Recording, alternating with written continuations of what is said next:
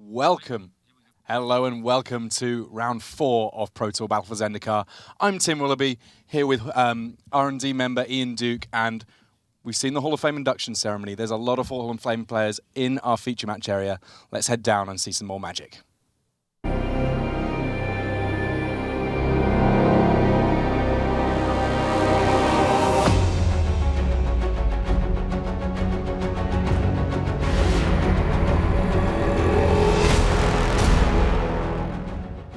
Hello and welcome to round 4 of Pro Tour Battle for Zendikar. This, the very first round of Standard.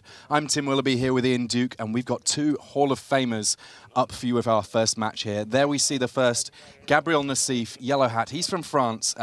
He's on a very interesting deck that we're very much looking forward to showing you, looking pretty excited to get into Constructed because not necessarily known for his limited play, came out of 2-1 in limited, and now he's got a nice one for Constructed, but his opponent for this round, Karsten, I spoke to him before the event and he said, this is not normally the sort of deck that I like to play, but he's looking pretty happy again at 2-1, and these guys, old friends, and an old school duress there from Gabriel Nassif, meaning we get to see exactly what Karsten's up to.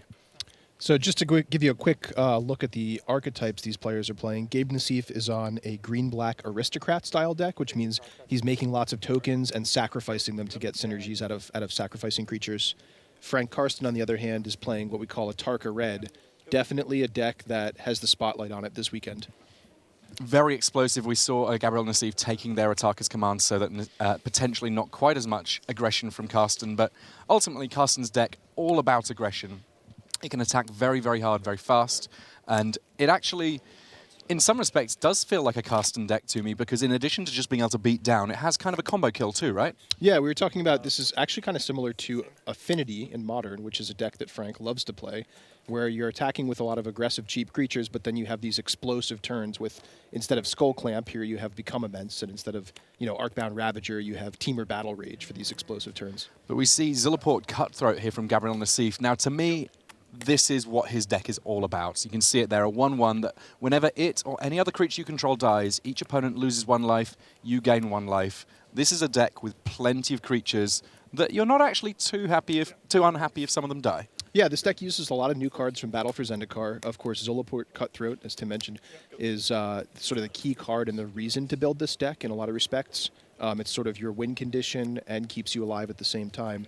In addition to that, there are plenty of cards that make disposable creatures like Scions that you can sacrifice, and then various ways of getting value out of sacrificing them. Yeah, not too much to worry about in terms of it being an ally, that kind of just a little Brucey bonus there for your limited decks. But in Constructed, once you've got your green and your black mana, you can throw out an awful lot of Scions, and you can just sacrifice them for mana, more for the sacrifice almost than the mana itself. And as it is, Nassif already on 13 life between damage from Frank and from Fetchlands, so he is going to have to start thinking about what he can do to stem the bleeding here. And down comes Smothering Abomination. Now this a very powerful card in the archetype. Yeah, new card from Battle for Zendikar. It's a 4/3 flyer, and during your upkeep you have to sacrifice a creature. But whenever you sacrifice a creature, and not just during your upkeep, whenever you sacrifice a creature for any reason, you get to draw a card. So Nassif building an engine here, I suppose. If the game can go on long enough, he can now start looking at sacrificing creatures to draw cards, sacrificing creatures to trigger the Zilliport Cutthroat, and gradually getting in a position of a very strong board. Unfortunately, in the meantime, Karsten is saying, here's an Abbot of Kerrol Keep, here's a McKindy Slide Runner, here's my Monastery Swift Spear and my Zergo.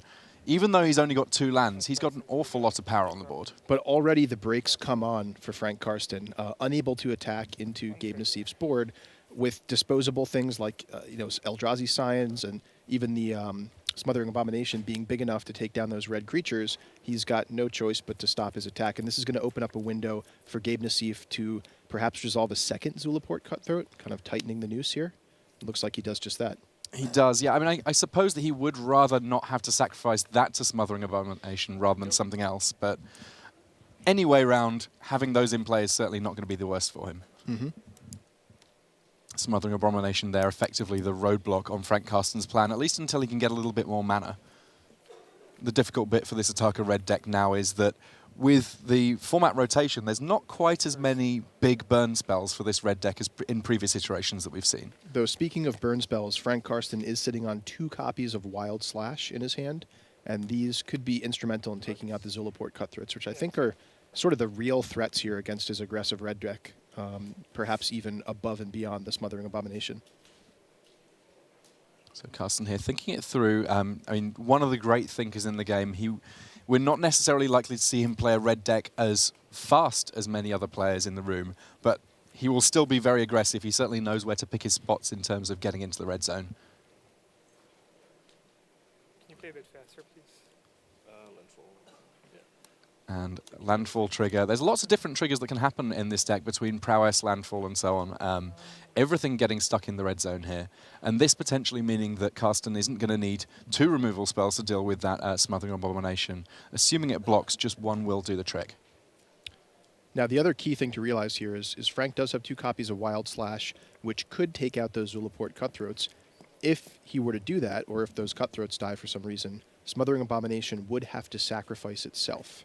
It does not sacrifice another creature. It would even sacrifice itself if it's the only one. And we have our first score update from one of our back tables. Kenji Samura, he showed me his draft deck. He wasn't happy with it, but he went 3-0. Already 1 game up against Pedro Carvalho. Potentially might be able to see a little bit of that matchup later on.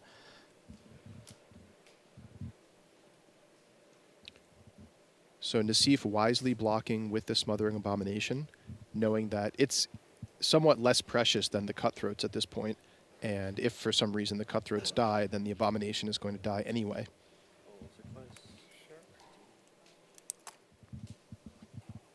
And Frank Karsten going for an additional landfall trigger for his McKindy Slide Runner in the middle of combat because of his fetch land. And this, I guess, exactly what Ataka Red is always looking to do. It's piling on the pressure and saying, if you don't have a particularly focused, aggressive plan, I might just be able to run you over before you get too much going. So with 2 prowess creatures in play, if Frank does indeed have those 2 Wild Slashes and points them at Gabe's face with prowess triggers from the Abbot of Carroll Keep and the Monastery Swiftspear, this could be a potential lethal here.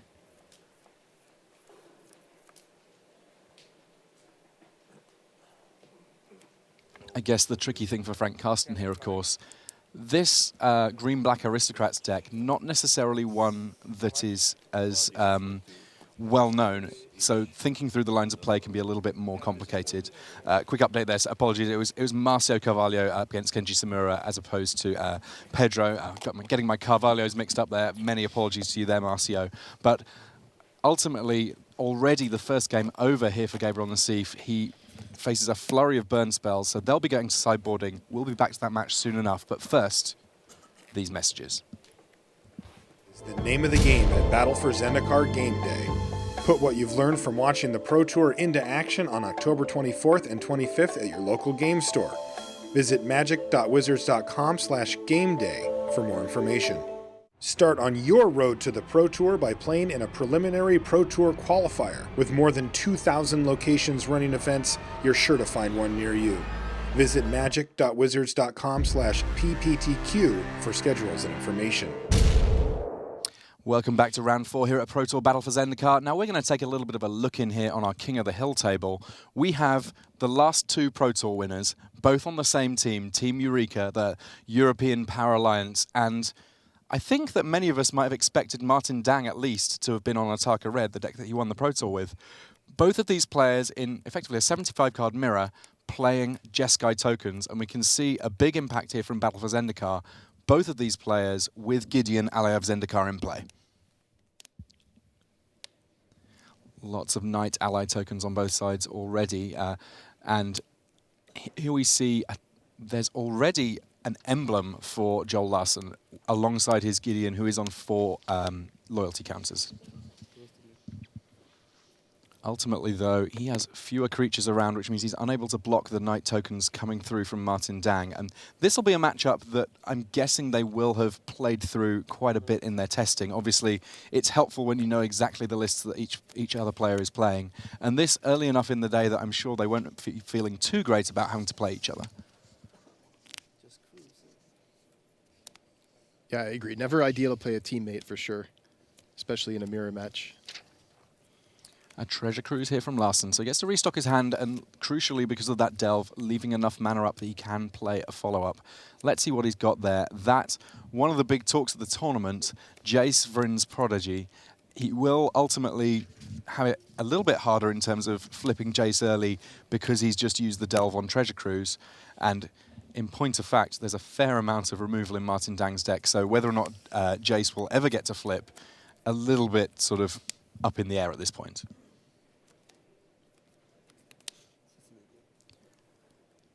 Martin Dang says, I like that emblem that you've got. I'll have one of those as well. The difference is I have rather more creatures in play, and my creatures now very hefty indeed. They can get stuck right in.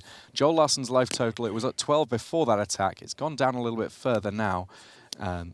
Larson at just 6 life here and has to look on as some Goblin tokens come into play for Martin Dang. He's got a long and storied history with making Goblin tokens and them being good for him. It looks like he's going to be able to leverage that in this first game. Larson on just 5 life now as he cracks that fetch land. And we see there a Sunken Hollow being fetched by Joel Larson, so he has access to black mana. I mean, that one of the cool things in this format, there is a lot of opportunity to play different colors, and the variations on decks end up being more down to specific individual card choices rather than being too limited by colors in this format, because between fetch lands and these new Battle for Zendikar lands, more or less anything goes. Joel Larson very much on the back foot here. Definitely needs to catch up as far as creature count goes. Dragon Fodder helps him do that just a little bit, but...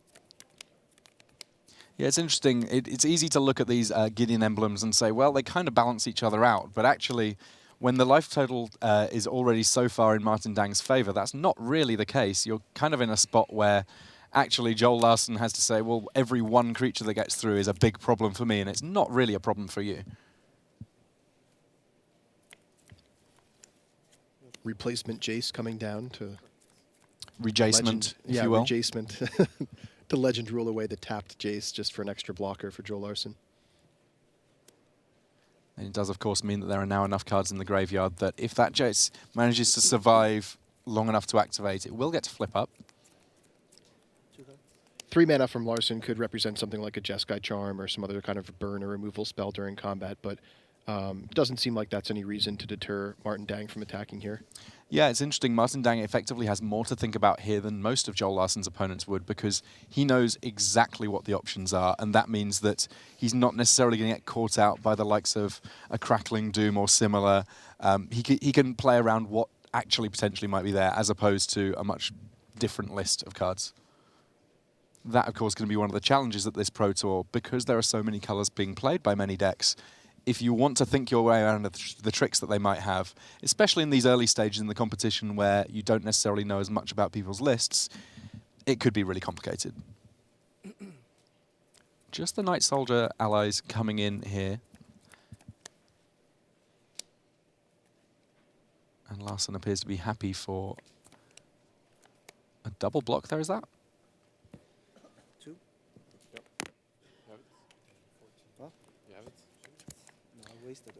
And just 2 life here for Joel Larson now.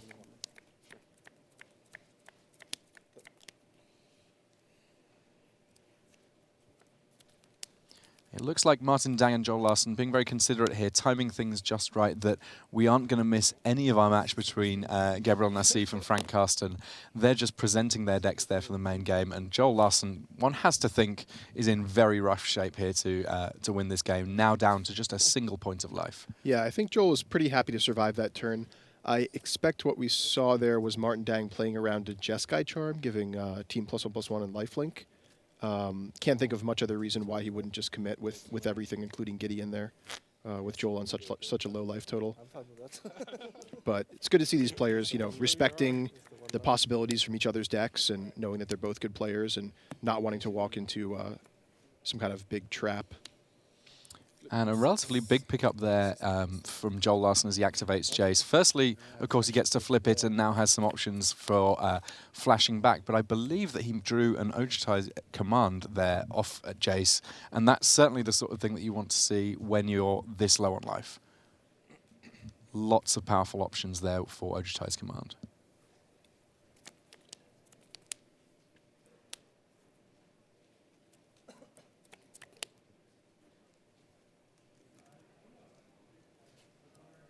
The Swede, of course, has had a very active last couple of months. I mean, he was obviously at the GP last weekend. He was in Seattle for the Community Cup as part of the winning team there. He had the World Championships. He, of course, had the Pro Tour that he's won. It's been a roller coaster ride for Joel Larsson, and thus far, it's one that he's very much enjoying. Hasn't lost yet this weekend, but in tricky shape here.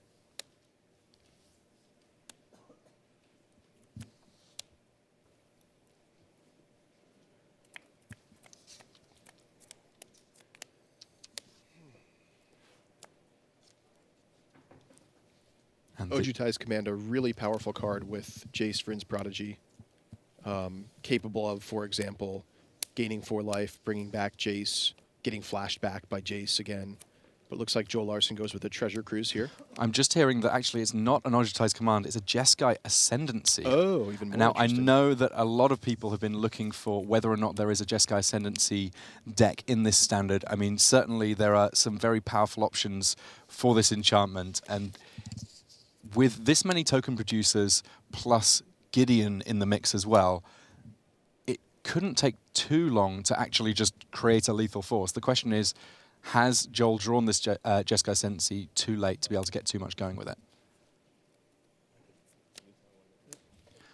But it looks like, I think we're going to have to move back to our front table now. They are starting their game too, and I know that I want to see plenty more from Gabriel Nassif's deck, because actually the sideboarding that they're doing potentially could be quite interesting here. We can see that the early game just started here. Zergo there coming in, able to get the first attack in, but ultimately not doing too much damage there, just trading off with the first creature from Gabriel Nassif, that one of course being the Carrier Thrall, which replaces itself with an Eldrazi Scion token.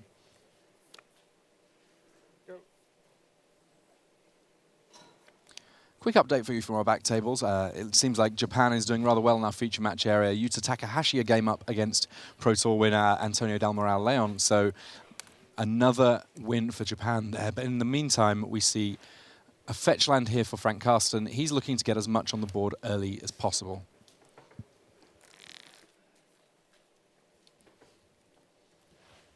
So Gabriel Nassif passing the turn with 3 mana up plus a Scion could be representing something like Collected Company. Could also just mean he doesn't have very much action. But I guess with the density of 2, 3, and 4 mana cards in his deck, I expect he's sitting on a surprise here. And I would imagine that could be a Collected Company. And a Flamewake Phoenix from Frank Karsten, potentially a little bit of a surprise for Nassif. Will that be as big a surprise as that Radiant Flames that's in Nassif's hand? Yeah, looks like we have an update on Nassif's hand here. It is not Collected Company that he has, but rather Radiant Flames out of the sideboard that he's sitting on. Yeah, that's kind of the cool thing about Nassif's deck. Yes, it's a green-black deck. Game 1, all of its spells green and black. But the mana fixing is so good in this format that doesn't mean that after sideboarding it needs to remain such. As it happens, Gabriel Nassif has a lot of red cards potentially available to him in games 2 and 3. And the one that he's leaning on first here is Radiant Flames, which with Converge means that he has the ability to wipe a fair proportion of boards very easily indeed.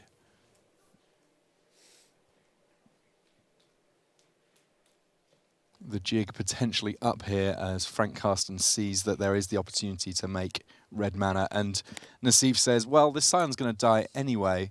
I'm going to sacrifice it for mana, see if I can get something going.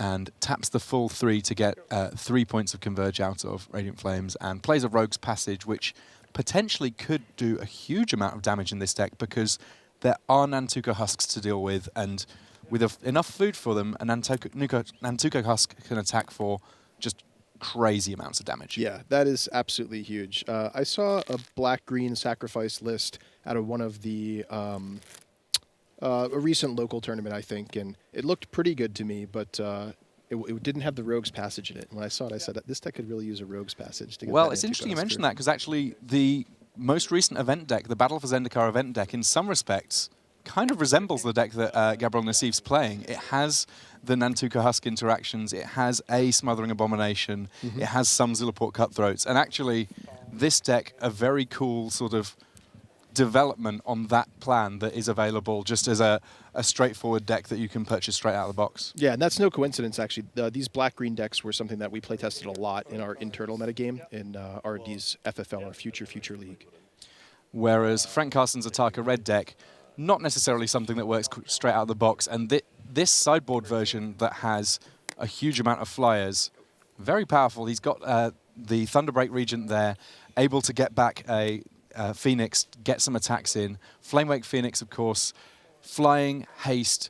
Yes, it has to attack every turn, but once you've got a 4-power creature in play, you can potentially keep getting it back, even if it's getting blocked by something like a Smothering Abomination. And there's that Collected Company out of Gabriel Nassif's deck, getting a Zulaport Cutthroat and a Carrier Thrall, it looks like. Collected Company, of course, so powerful once you say that all your deck wants to do is have lots of creatures in play. Finding the right sort of fuel for his Smothering Abomination, letting him draw cards, letting him drain life from Frank Karsten. This is kind of what Gabriel Nassif wants to be getting going. And, of course, he still has a Scion token in play to sacrifice later, and everything's kind of flowing for him now.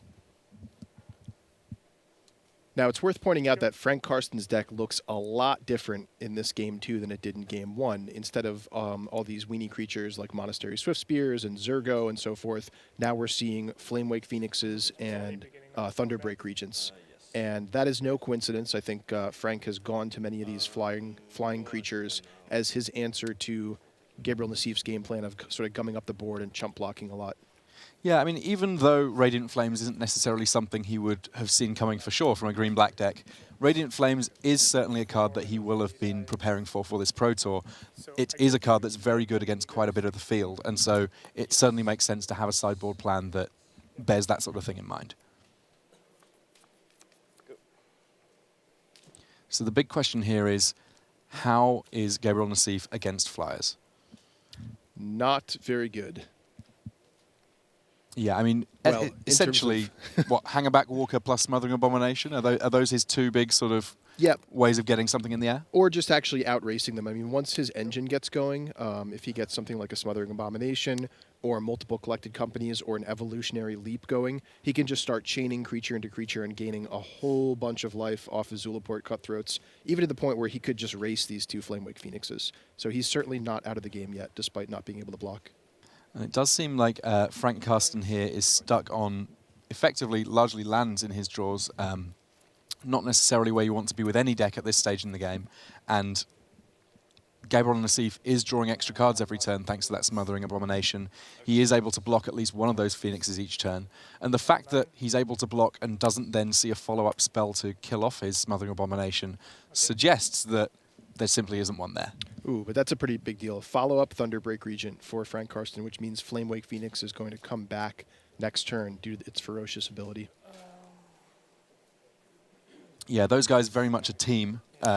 Without a 4-power creature, the Flamewake Phoenix, yeah, it's all right. It's certainly not a bad card, but it really does want to have the ferocious ability enabled to come back again and again and again.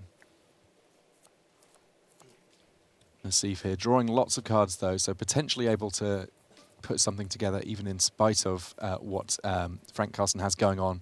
And we see his draw there, Grim Haruspex, another card that really does support this idea of my creatures are temporary resources, they're going to get me into more resources later. Whenever one of Gabriel Nassif's creatures dies, Grim Haruspex will trigger and let him draw a card over and above the cards that he's already looking at drawing from Smothering Abomination. Yeah, one important note is Grim Haruspex only triggers off of non-token creatures, so it won't give him cards off of Eldrazi Scions, but it will give him cards off of, say, the front half of a Carrier Thrall, or the main body of a Catacomb Sifter, or what have you. But Nassif here already doing quite a bit better than he was in game 1. He's got through to the mid-game, and part of that is down to Frank Karsten having tweaked his game plan. But ultimately, Gabriel Nassif does have a deck that it's looking to get to the mid or late game, whereas Frank Karsten, at least in game 1, is saying the mid-game is game over. So down comes Catacomb Sifter with an Eldrazi Scion, as well as Grim Haruspex. And Frank Karsten, with just a forest in his hand, draws for the turn. Looks like it might have been another land. We'll get you that update for sure in just a moment. But he does get to return Flamewake Phoenix. Well, I'll tell you what, I'm just hearing from the back tables, if we had tried to stay with that match between Martin Dang and Joel Larson, we might have been waiting a while, because there are now 4 Gideon emblems in play.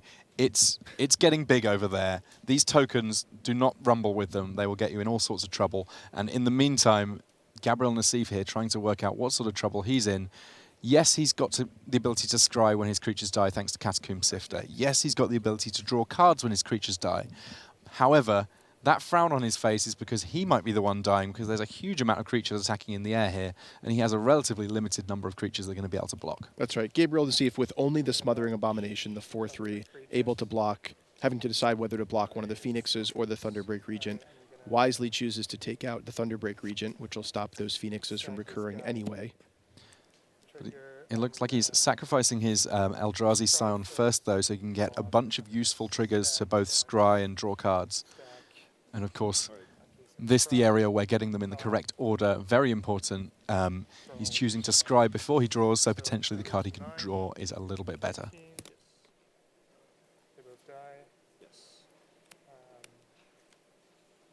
Same stack, so we'll lose one. Wow, and this really showcasing the power of Gabriel Nassif's deck. He's got his engines going. He had, I think, 6 triggers off of his various creatures this turn due to things dying.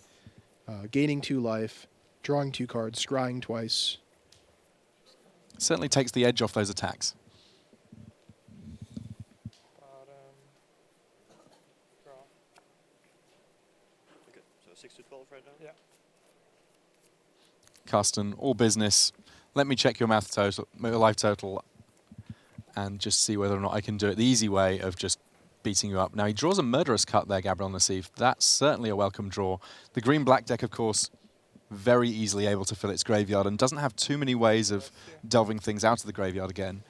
Starts with a Duress to make sure that the coast is clear, sees 2 lands in Frank Karsten's hand, a forest and a mountain, no help there. And now we're going to see something. It may well be another Radiant Flames here from Gabriel Nassif.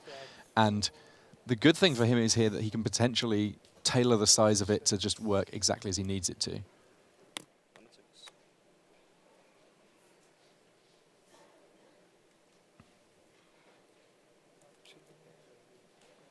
Yeah, that's interesting, actually, Tim. He could Radiant Flames for either 2 or 3. Either way, he'd take care of the Phoenixes. If he does it for 2, he gets to keep his Catacomb Sifter. If he does it for 3, he actually forces his own Catacomb Sifter to die, which may be beneficial to him because he'll gain another life and draw another card off of the Grim Specs. So it's actually a somewhat interesting decision. Do I kill my own creature along with yours, or go for another play entirely? I mean, as we know, Frank Karsten has no non-land cards in hand, so he could, Gabriel Nassif could sort of just sit tight and Murderous Cut one of those Phoenixes on Frank's next turn. A little quick update from one of our back tables. On the King of the Hill table, Martin Dang finally able to win game 1. We thought at the point we left it, it would have been maybe a minute or 2. It turns out it was a minute or 2 plus a minute or 2 more. But Martin Dang currently 1 up on the King of the Hill table against Joel Larson. Radiant Flames for 2. Looks like Gabe Nassif taking probably the most conservative route here. Radiant Flames for 2, keeping the Catacomb Sifter, gaining 2 life, drawing 2 cards. And then I'm going to go after scrying for this guy dying. Oh, and by the way, scrying 4. Or 4 scry 1s, I should say. Yeah, 4 scry 1's quite different to 1 scry 4. This is effectively, look at the top card. If you like it, keep it on top. The other scries won't do very much. If you don't, you get to do an awful lot of putting cards on the bottom until you do. And this leaves Frank at just 4 life, facing down a 2-power Catacomb Sifter, and Gabe Nassif has, I believe, Murderous Cut back up as well. He does, yes. For the next threat.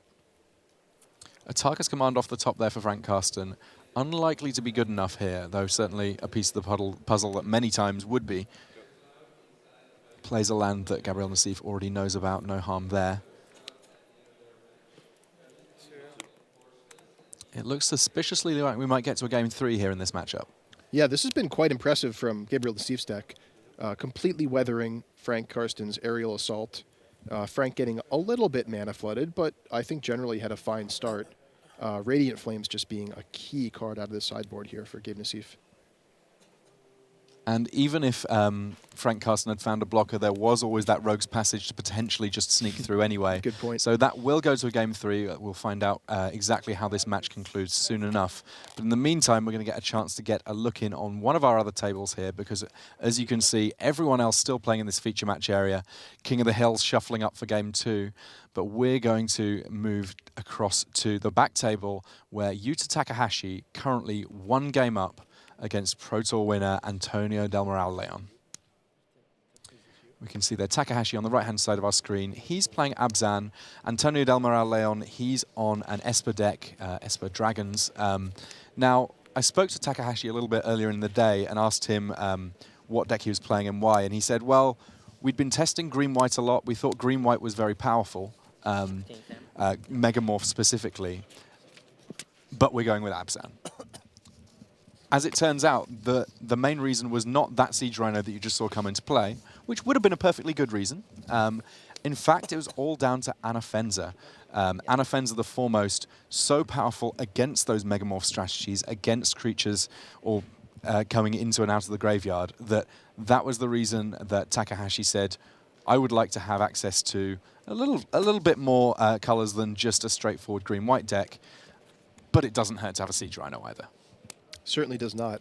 Crux of Fate there, dealing with all of the creatures Yuta Takahashi had in play. But Antonio Del Moral Leon here, the only permanent he's got to work with is Jace there. And he is still going to face some attacks here, because one thing that happened with Battle for Zendikar, lands got pretty good. And in this case, lands got very good indeed, because those Shambling Remains, attacking Jace, getting pumped with an Abzan Charm, now a land with 2+1/+1 counters on, and whenever it attacks, yes, it is going to have lifelink. And putting counters on a man land, potentially a very powerful play against these sorts of control decks.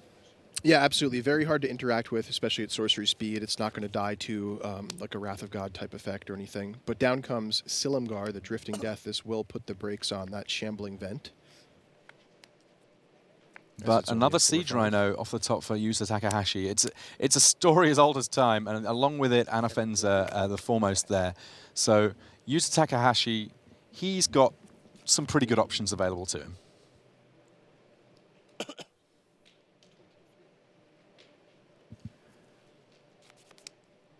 Now, Takahashi, of course, he's a player that I most associate from back in Lorwyn days, absolutely dominant playing the Fairies deck at the time.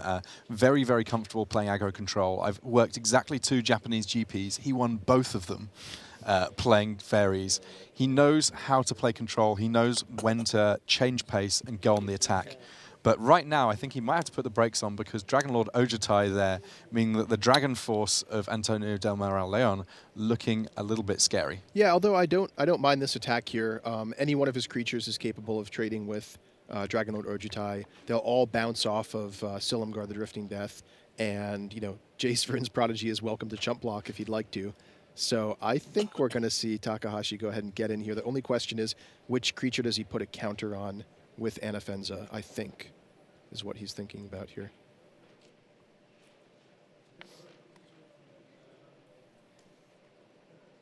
That counter, of course, being able to save either the Siege Rhino or the Shambling Vent from dying in combat to Dragon Lord Ojutai.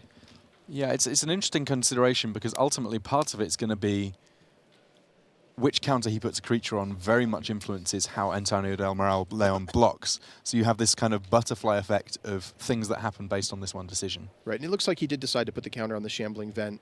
It always has lifelink, so protecting that makes a lot of sense. It's also harder to interact with, I think, is the more important thing, with it being sort of dormant on Del Moral Leon's turn. Yeah, I mean, we've already seen a Crux of Fate from Del Moral Leon. We know that that's something that might be followed up with a Languish or similar. Having extra ways of meaning that your creatures are simply not going to die to those spells, always an attractive option.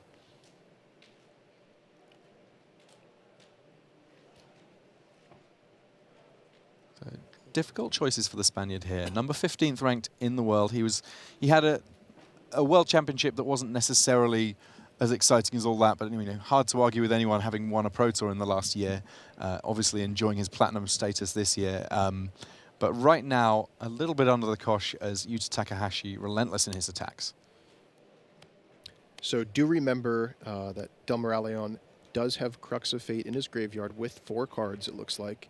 So Jace Vryn's Prodigy will be able to transform and cast Crux of Fate again on the following turn. The problem is, with that Shambling Vent so buffed up, so to speak, it means that Del Moraleon needs yet another answer to that. He does have Silumgar back, which will survive the Crux of Fate, but Hangerback Walker comes down.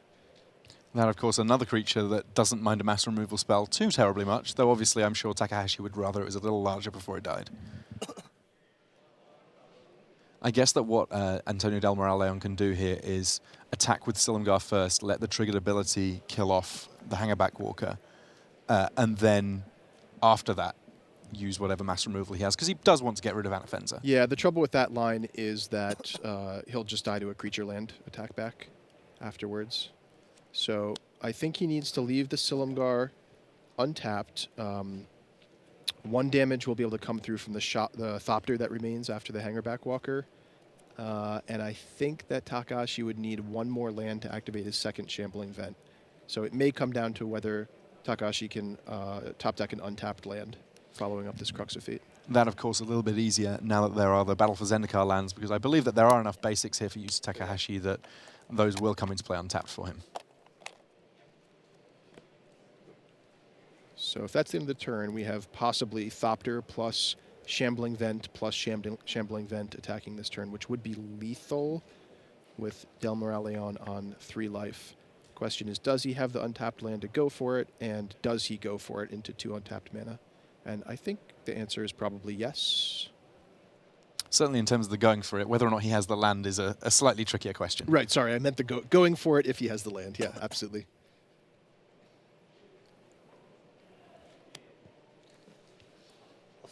And it looks like he does not. But but here Abzan comes Charm Abzan there, Charm. meaning that token now a little bit scarier, and that enough to get the handshake. Congratulations to Yuta Takahashi. He advances to 4-0, and as with all of our players in the feature match area, quite considerate in terms of their timing. We are now going to get a chance to potentially get back and see all of the Nassif Karsten decider, because that match, it looked interesting in game 1. Sideboarding, to me, only made it much more interesting. I totally agree. Yeah, it's the sort of thing that I think that everybody now is going to have to really consider, regardless of what colors I'm playing in my deck in game 1, does it make sense to actually move across and have a few extra colors for my sideboarding, because land bases can support it now. Here's the goblin-infested table between Martin Dang and Joel Larson. Of course, playing a mirror match of these Jeskai tokens type decks. Well, I mean, it's a mirror where we have 2 emblems on the right-hand side of the screen and Jeskai Ascendancy on the left side of the screen. So between these 2 players, while the tokens are relatively similar, all of the sundry benefits are very different indeed. And this one of those moments where the older Jeskai tokens deck might have been able to threaten something like a Stoke the Flames. Now there are no free spells to cast, but there's still an awful lot of tokens to work with. But Jeskai Ascendancy can easily equal 2 Gideon emblems in terms of brute force. Just depends sort of what Martin Dang has in his hand here. And it looked like that previous turn he was on the back foot, forced to chump block to prevent lethal damage. But here we have a Treasure Cruise for 1 trigger of Jeskai Ascendancy, potentially into more triggers. We'll see what follows. So that a great start for a turn where you need to trigger Jeskai Ascendancy a lot. We see there Martin Dang there, keeping track of the number of triggers he's had for us. Thanks for that, Martin, just making life easy on us watching here from the booth, and indeed for all of you at home around the world. So his goblins currently 2/2s. He's going to need to make them quite a bit bigger than that if he's going to bring this out, because I realistically think that he has to win this turn. Yeah, assuming our life totals are accurate, it looks like Joel is on 14 life, which means he'd need, what, four triggers of Jeskai Ascendancy to win this turn, making each goblin a 5/5. So he has 4 lands. He basically needs to cast a spell with each of those lands. Well, he has 1 trigger so far, so he's got a little bit of a head start, but we'll see what we can put together.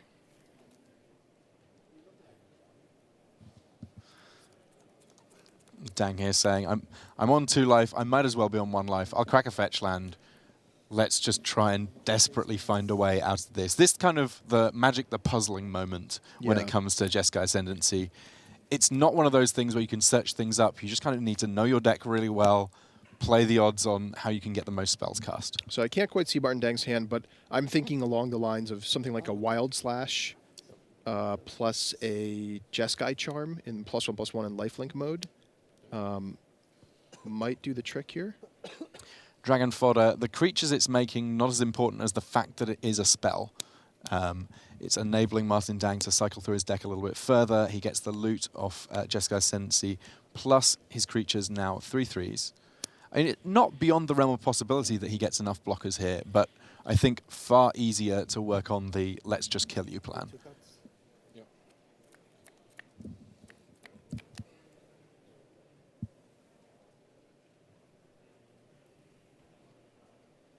So it looks like we won't see a lethal attack just yet from Martin Dang, but he does come in for 9 damage, dropping Joel to 5 life.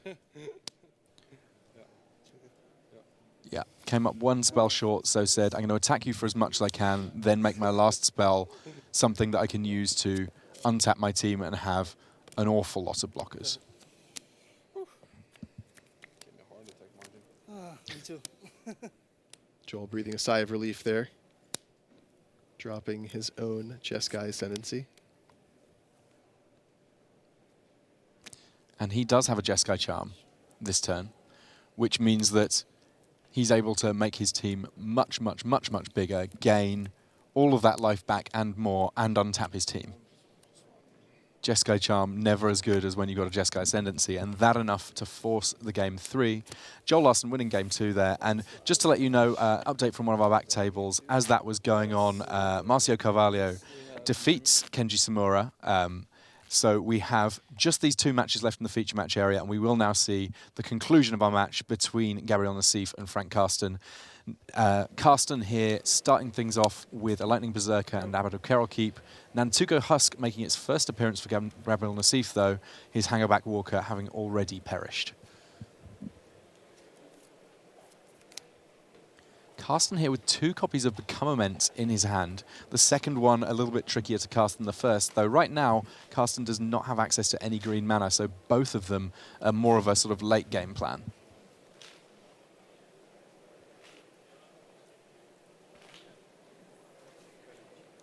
Karsten deep in thought here, because actually the sequencing of these sorts of decks, very fiddly indeed, especially once you have the constraints of any kind of mana woes or similar.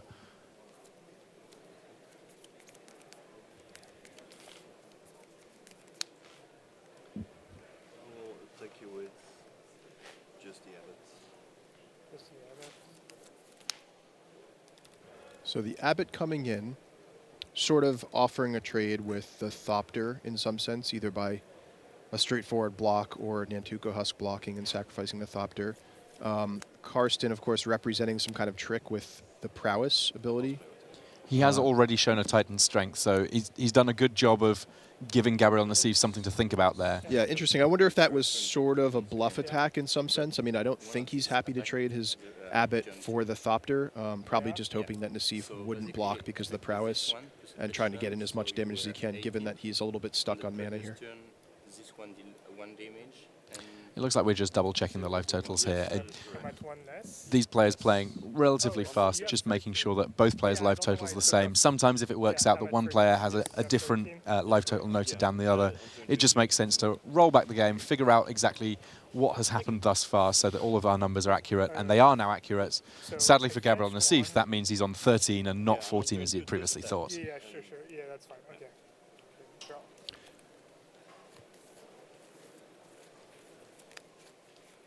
So Frank Karsten going wide this game. That normally the sort of thing that one would associate with the green-black token deck. It will be interesting to see here whether or not Nassif can find a way of matching up to those attackers. I mean, potentially one collected company would do it. Yeah, and this is really the key turn for Gabriel Nassif. I think Frank Karsten being a little stuck on mana, having a little bit of an awkward hand with that Chandra Fire of Kaladesh and to Become Immense, sort of gives Nassif the window to set up his own game plan here, sort of like, you know, getting his sort of SimCity game plan going here, where he gets to get lots of different cards with synergy into play without being under a lot of pressure from Frank. Well, he has collected company, and it looks like Frank Karsten is thinking around exactly that and trying to work out, if you have it, what does that mean for me as an attacker? And the permutations there get fairly complicated fairly fast. Lots of different options. I mean, yeah, I certainly wouldn't want to have to think through them, which is why I'm quite happy to be sat here at the desk and just watching Frank Karsten go to work, because there is the collected company from Gabriel Nassif. Let's see what's on top of that deck, because there are lots of different creatures that could come into play here, and some of them are an absolute nightmare for Frank Karsten. Yeah, if this is like, I don't know, a Zulaport Cutthroat and a Carrier Thrall or something like that, could just be a disaster. I mean, I think... I mean, there's a lot of options that are pretty bad for him. I think that a couple of copies of something like Catacomb Sifter could be a problem. Yeah, that too. But here comes 2 Grim Haruspecs, it looks like. Can I block? Yes, you can. Here comes the blocks. Thinking.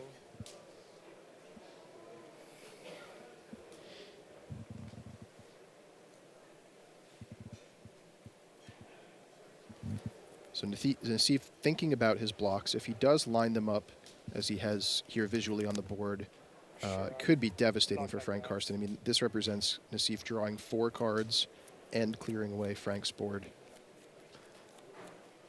Yeah, Nassif actually presenting Frank with an interesting question here, which is, normally, given the option of trading or no, you'll make the trade happen. With the Lightning Berserker in the middle there, it's being blocked by Grim Haruspecs. Karsten has the option of not letting it die 18. and ending up with slightly fewer death triggers to draw cards for Gabriel Nassif here.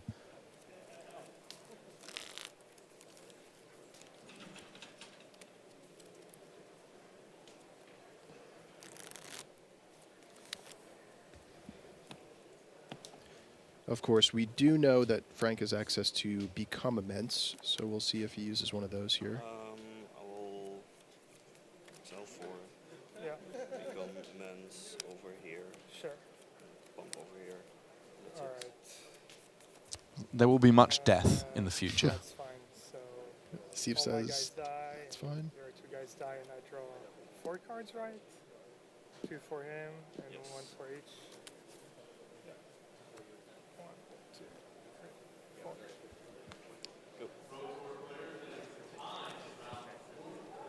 So effectively that become immense, meaning that the number of cards drawn by Gabriel Nassif not really varying too much.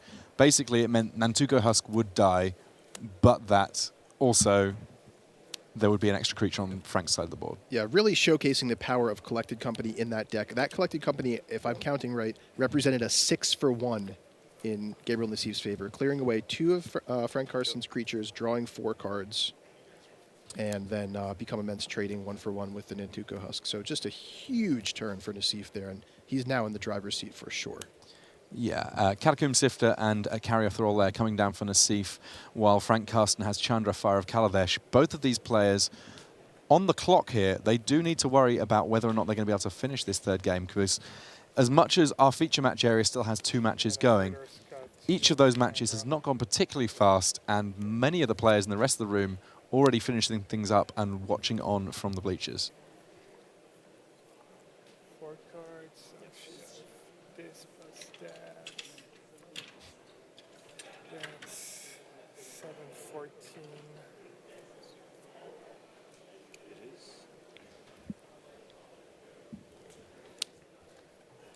Nassif being just a little bit cautious here, kind of planning things out. He doesn't want to leave himself open to some kind of crazy Become Immense Teamer Battle Rage type play that these Atarka red decks have become known for. Just Oh, 5, 5, 5. God, I can't count. Yeah. Normally you'd think 12 life would be a pretty healthy life total against a red deck, but not so much against this particular generation of red decks. Yeah, I mean, there's a long and storied history of red decks asking their opponent what life they're at when they appear to be at a relatively healthy life total and it ending badly for the other player. These red decks, certainly no exception to that rule. Become Immense, representing a terrifying amount of damage, especially with the likes of Teemo Battle Rage on the side to give double strike to the creature that's working with it. Yep. And Frank Karsten does have a 2nd copy of Become Immense, as well as Titan Strength and Wild Slash. No Teamer Battle Rage to go with it, though. But as lopsided as this game might look right now when you're looking at the table, I think from Nassif's point of view, it could quickly turn for the worse. But Smothering Abomination and Zillaport Cutthroat, both valuable members of this team, and these guys are all team players. Individually, these creatures, they're all right. I mean, they certainly they have a power and a toughness. They get to attack, they get to block, but they're not excitingly large or dangerous. But when they're working together, this is a very synergy-based deck. There is a huge amount of potential to create awkward situations for Frank Karsten with these creatures collectively.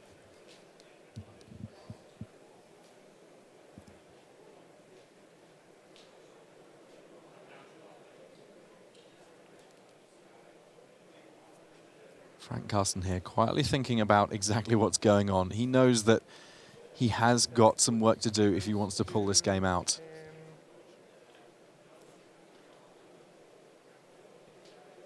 you can command me down to 9 and then have, say, 1, 2, 8, 16 damage. So I need to soak up 7. We can see here Nassif very aware of quite how badly it could go for him if he sequences this turn wrong. He's leaving back exactly the amount of blockers that means that he's safe from the largest number of permutations of scary spells from Frank Karsten, but still attacking in such that he might actually be able to at some point win the game.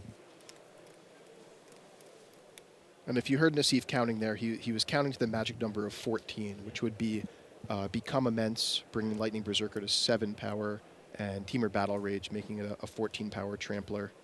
A 7 power double striking Trampler, I should say, but dealing 14 damage. So Nassif just sort of calculating out how can I make sure I can survive a 14-point damage swing this turn. And Joel Larsen and Martin Dang apparently playing a lightning-paced game over on the other side, desperately trying to eke things out. Neither of them wants to finish up on a draw here. And I scry. Scry that to the top, I guess. Yep. Take 5. You're at 7.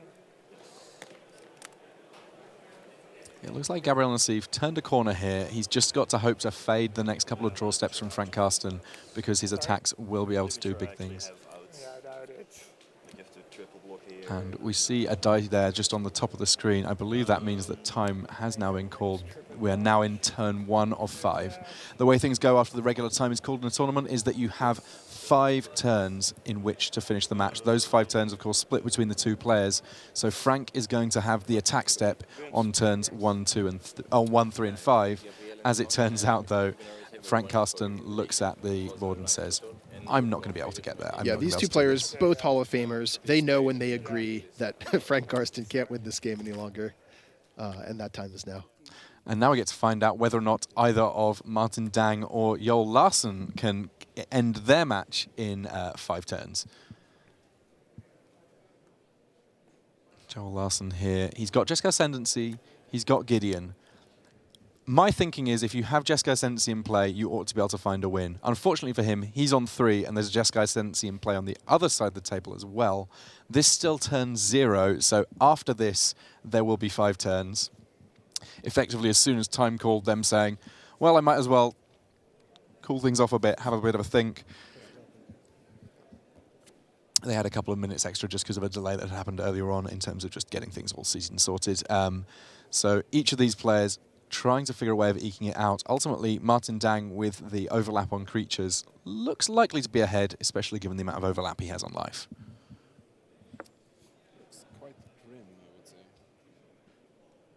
According to the players we've heard, it is a full 75-card mirror. They know every single card in main deck and sideboard.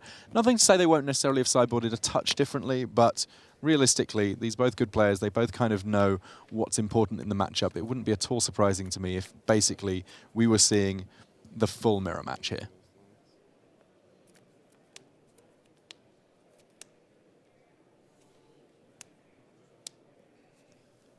Little shake of the head there from Joel Larsen. He knows that he's right up against it here. This turn 1 of 5, but I will be stunned if it takes all 5 turns.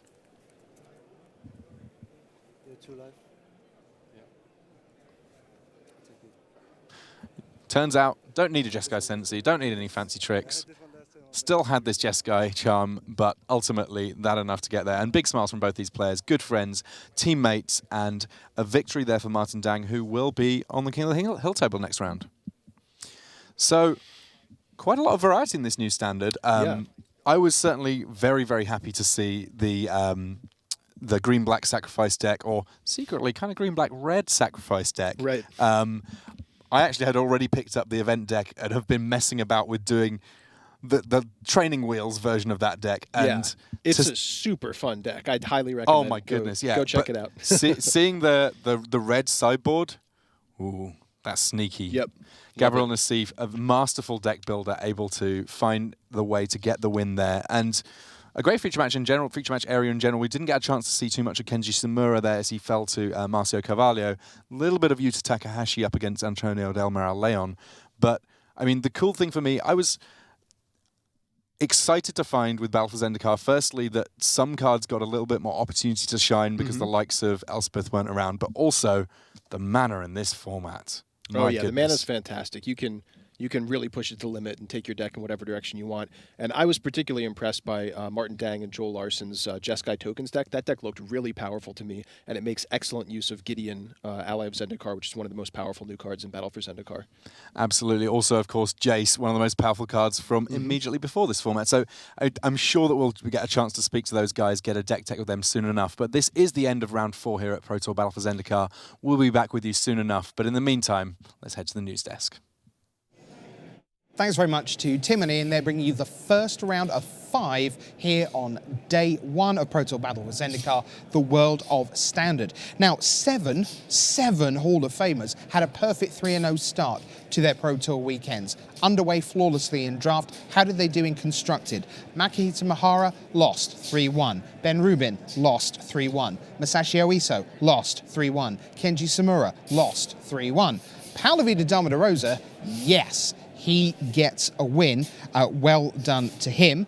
And we're still waiting for news of Olorada, who was up against Patrick Chapin. So 2 Hall of Famers on collision course. They were deep in game 3 with just a couple of minutes left in the round. But it is deck tech time right now. We've got a very special guest waiting on the other side of the studio. So without any more delay, let's get to it.